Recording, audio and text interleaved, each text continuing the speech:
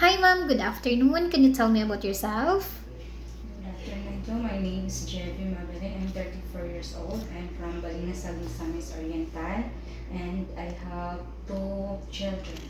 Okay, so what is your marital status, ma'am? Single. And since you have two children, how old are they, ma'am? They are 10 years old and 14 years old. Okay, so what is your order in the family, ma'am? And how many siblings do you have? I have three, and I'm the second of the three. Okay, so can you tell me about your educational background? I'm a undergrad college, but I graduated vocational course, which is caregiving. Okay, so what is the reason why you did not finish your study, ma'am, in college? Lack of financial support, of course. I need to help my family or parents. So I stop studying first. So I go working. Okay, so do you have work experience abroad? No, but I have 5 years experience here in the Philippines Okay. as a helper. Okay, so what is your duties and responsibilities, ma'am? A household is washing clothes, washing dishes, and of course cooking and buy foods in the market. Okay, so from what year, ma'am? Since you told me that you have a 5-year experience.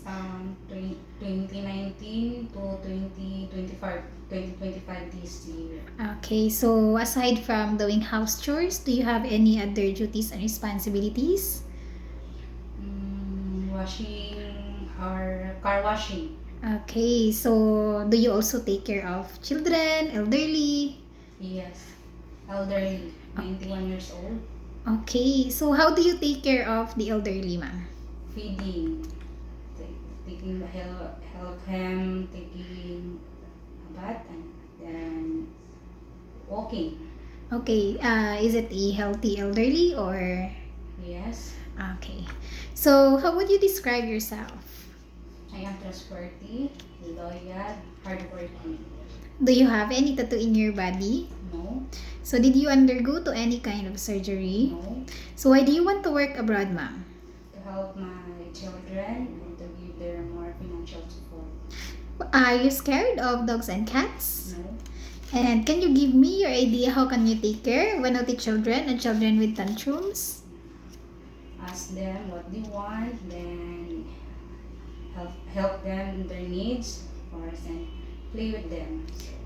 So, what is your message to your future employer? So my future employer, please hire me because I am loyal, trustworthy, of course, hardworking.